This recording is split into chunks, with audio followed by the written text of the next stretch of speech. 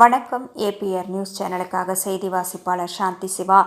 பள்ளிப்பட்டு அருகே திருமலீஸ்வரர் திருக்கோவில் மகா கும்பாபிஷேக விழா நேற்று வெகு விமரிசையாக நடைபெற்றது.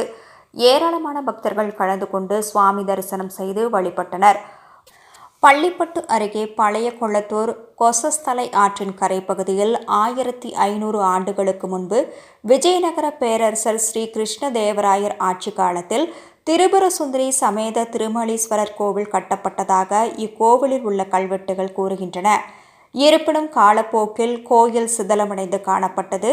இந்நிலையில் கடந்த 10 ஆண்டுகளுக்கு முன்பு திருத்தணியைச் சேர்ந்த சேசன் யக்னப்பிரியா தம்பதி கோயிலுக்கு புனரமைப்பு பணிகள் மேற்கொள்ள முன்வந்தனர்.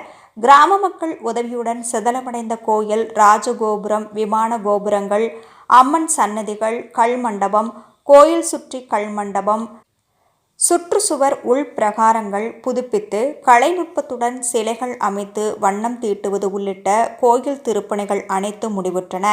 இதனையடுத்து கடந்த வியாழக்கிழமை முதல் நேற்று வரை 5 நாட்கள் மகா கும்பாபிஷேக விழாவை ஒட்டி கோயில் மற்றும் கிராம வீதிகள் வண்ண விளக்குகளால் அலங்கரிக்கப்பட்டது.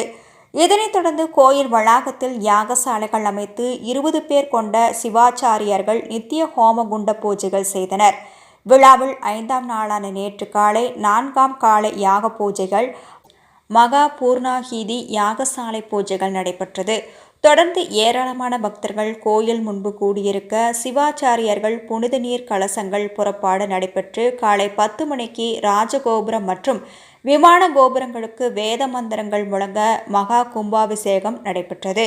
பக்தர்கள் நமச்சிவாய பக்தி பரவசத்துடன் சுவாமி தரிசனம் செய்தனர். பக்தர்கள் மீது புனித நீர் தெளிக்கப்பட்டது. தொடர்ந்து திருமலீஸ்வரருக்கு சிறப்பு அபிஷேக பூஜைகள் நடைபெற்று மலர் அலங்காரம் செய்து மகா தீபாராதனை நடைபெற்றது. பக்தர்கள் வரிசையில் காத்திருந்து சுவாமி தரிசனம் செய்து வழிபட்டனர். பக்தர்கள் அனைவருக்கும் அன்னதானம் வழங்கப்பட்டது. மாலை திரிபுரசுந்தரி சமேத திருமலீஸ்வரர் திருக்கல்யாணம் நடைபெற்றது. விழா குழுவினர் மற்றும் கொளத்தூர் கிராம மக்கள் மகா கும்பாபிஷேக விழா ஏற்பாடுகளை சிறப்பாக செய்திருந்தனர்.